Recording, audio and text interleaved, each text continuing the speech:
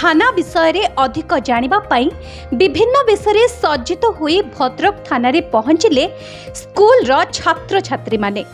School पिलांक आग्रह देखि पुलिस अधिकारी माने बेस खुशी। एमिति एक दृश्य देखिबाकु मिलिछि भद्रक ग्रामांचल थाना परिसर रे।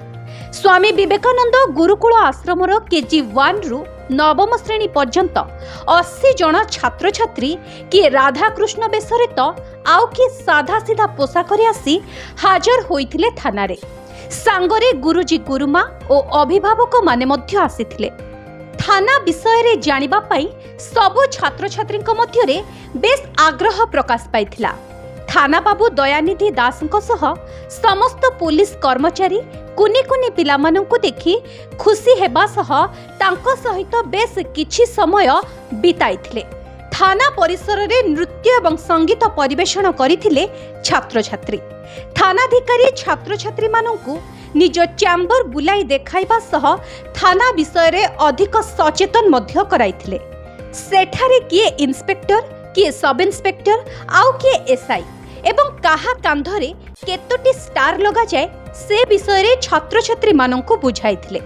तेबे थाना को समस्ते किपरि निर्भय रे आसीबे ए विषय रे मध्य थानाधिकारी छात्र छात्री मानंकु अवगत कराइथिले।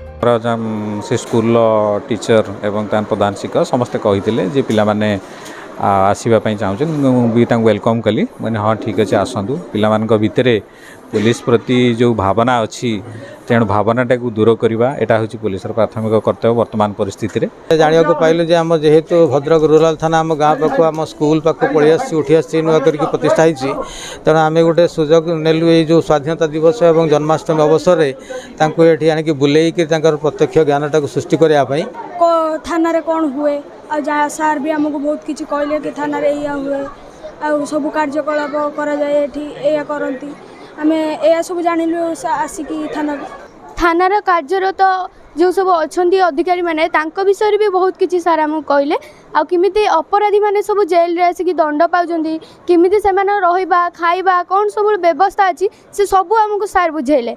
Bureau report live news.